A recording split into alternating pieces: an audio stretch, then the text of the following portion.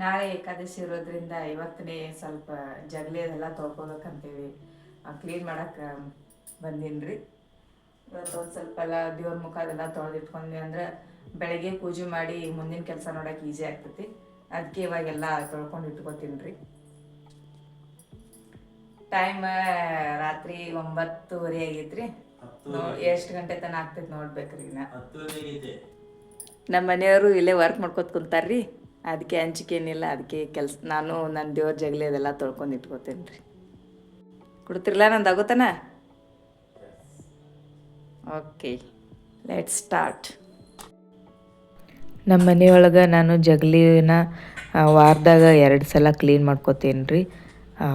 ಸೋಮವಾರ ನೈಟ ಮತ್ತು ಗುರುವಾರ ನೈಟ, ಮಂಗಳವಾರ ಮತ್ತು ಶುಕ್ರವಾರ ಪೂಜೆ ಮಾಡೋದಿರ್ತೈತಿ. ಮತ್ತು ರೆಗ್ಯುಲರ್ ಟೈಮ್ದಾಗ ಡೈಲಿ ಹೂವು ಮತ್ತು ಬತ್ತಿ ಬದಲಾಯಿಸಿ ಪೂಜೆ ಮಾಡ್ಕೋತೀನಿ. ಇವಾಗ ನಾಳೆ ಏಕಾದಶಿ ಇರೋದ್ರಿಂದ ಸ್ವಲ್ಪ ಎಲ್ಲ ಡೀಪ್ ಕ್ಲೀನಿಂಗ್ ಮಾಡ್ಕೊಳಕತ್ತೀನಿ. ನಾ ದೇವ್ರ ಮುಖಗಳನ್ನೆಲ್ಲ ಕಿತಾಬನಿಯಿಂದ ಕ್ಲೀನ್ ಮಾಡ್ಕೋತೀನಿ ರೀ.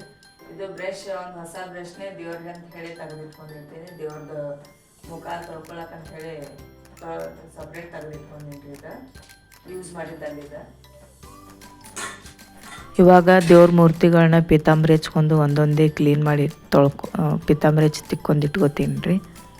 ಕ್ಲೀನಿಂಗ್ ಏನಿಲ್ಲ ಅಂದರೂ 1 hour ಆಗೈತೆ ರೀ. ನಾನು ನಿಮ್ಗೆ ಜಸ್ಟ್ ಒಂದು 5 minutes ಒಳಗೆ ತೋರ್ಸಾಕತ್ತೀನಿ. ಇದು ನಮ್ಮ ಓನರ್ ಅಂಟಿ ತಂದು ಕೊಟ್ಟಿದ್ದಾರೆ. ಇದು ಗಂಗಾಜಲದ ಇದು ಅಂತ ಹೇಳೋದು. ಗಂಗಾಜಲ ಇದ್ದಿದ್ದು ಗಂಗಾ ನದಿಯಿಂದ ಡೈರೆಕ್ಟ್ ಅಲ್ಲಿಗೆ ತೊಗೊಂಡಿದ್ದು. ಶಿವರಾತ್ರಿ ಒಂದ ಏಕಾದಶಿ ಒಂದ ಇವೆರಡು ಕಂಪಲ್ಸರಿ ಮಾಡ್ತಾರೆ. ಉಳಿಕಿದ್ದು ಮಾಡ್ಲಿಕ್ಕೆ ಬಿಟ್ಟಿರ್ತಾರೆ. ಸಂಕಷ್ಟ ಮಾಡ್ತಿರ್ತೇನೆ ನಾನು. ಶಿವರಾತ್ರಿ ಮತ್ತು ಏಕಾದಶಿ ಒಂದು ಕಂಪಲ್ಸರಿ ಮಾಡ್ತೀವಿ ನಾವು. ನಮ್ಮ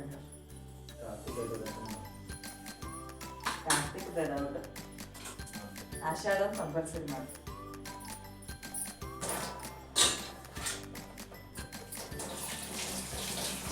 ಇವಾಗ ಮೂರ್ತಿ ಎಲ್ಲ ತಿಕ್ಕೊಳ್ಳೋದಾಯ್ತು ರೀ. ಇವಾಗ ಎಲ್ಲ ತೊಳ್ಕೊಳಕತ್ತೀನಿ ಎಲ್ಲ ನೀಟಾಗಿ.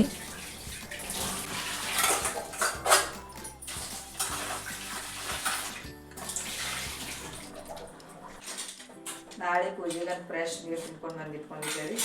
ಆಮೇಲೆ ಒಂದ್ಸಲ ನೀರು ಮುಖಗಳೆಲ್ಲ ತೊಳ್ಕೊಂಡು ಇಟ್ಕೊತೀನಿ.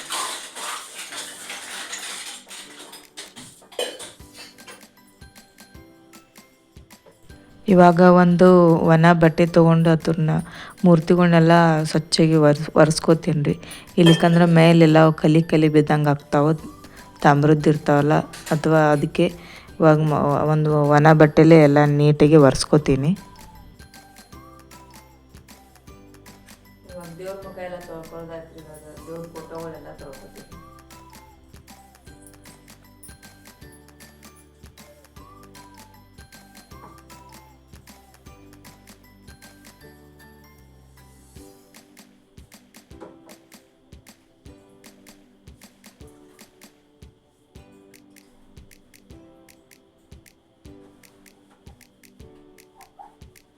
ದೇವ್ರ ಮೂರ್ತಿಗಳನ್ನ ದೇವ್ರ ಫೋಟೋಗಳನ್ನ ತೊಳಿಲಕ್ಕಂಥೇಳಿ ಸಪ್ರೇಟ್ ಒಂದು ಬಟ್ಟೆ ಮಾಡಿ ಇಟ್ಕೊಂಡಿರ್ತೀನಿ ರೀ.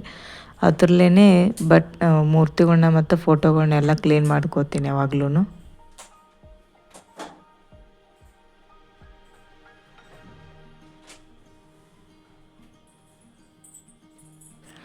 ಜಗಲಿ ಮೇಲೆ ಸ್ಪೇಸ್ ಸ್ವಲ್ಪ ಕಡಿಮೆ ಇರೋದ್ರಿಂದ ಫೋಟೋಗಳನ್ನೆಲ್ಲ ಗ್ಯಾಸ್ ಕಟ್ಟಿ ಮೇಲೆ ಇಟ್ಟಿರ್ತೀನಿ. ಕೆಳಗೊಂದು ಬಟ್ಟೆ ಹಸಿ ಆಮೇಲೆ ಎಲ್ಲ ಒರೆಸ್ಕೊಂಡಾದ್ಮೇಲೆ ಮತ್ತು ವಾಪಸ್ ಎಲ್ಲ ಚೆಂದಾಗಿ ನೀಟಾಗಿ ಸೆಟ್ ಮಾಡ್ಕೋತೀನಿ.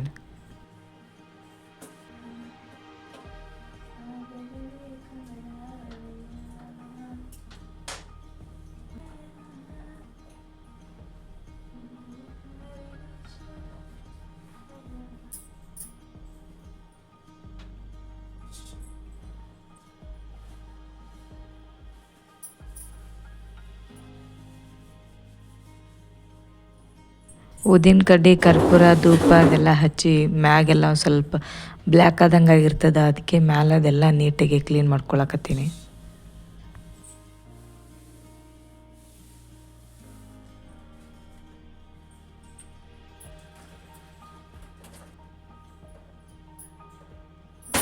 ದೇವ್ರ ಜಗ್ಲಿಗೆ ಅಂತೇಳಿ ಸಪ್ರೇಟ್ ಒಂದು 2-3 ಬಟ್ಟೆ ಬಟ್ಟೆ ಇಟ್ಕೊಂಡಿರ್ತೀನಿ ರೀ. ಇವಾಗ ಒಂದು ಮೊದಲಿದ್ನೆಲ್ಲ ಕ್ಲೀನ್ ಮಾಡಿ ಇಟ್ಕೊಂಡಿದ್ದೆ ಬಟ್ಟೆನ ಅದನ್ನ ಇವಾಗ ಹೊಸದು ಹಾಸಾಕತ್ತೀನಿ. ಮೊದಲಿಂದು ಮತ್ತೆಲ್ಲ ತೊಳ್ಕೊಂಡು ಇಟ್ಕೋತೀನಿ ರೀ ಈಗ. ಇದು ನವಿಲ್ಗರಿ, ಇದು ನಮ್ಮ ಹೊಲ್ದಾಗ ಸಿಕ್ಕಿತ್ತು ರೀ.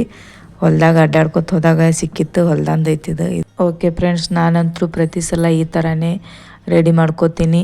ಈ ಮೆಥಡ್ ಕರೆಕ್ಟ್ ಐತಿಲ್ಲ ಅಂತ ಹೇಳಿ ನಾನು ಕಮೆಂಟ್ ಮಾಡಿ ಹೇಳ್ರಿ. ಫೋಟೋ ಮತ್ತು ಮೂರ್ತಿಗಳನ್ನೆಲ್ಲ ಇವಾಗ ತೊಳ್ಕೊಂಡು ಇಟ್ಕೊಂಡೀನಿ ರೀ.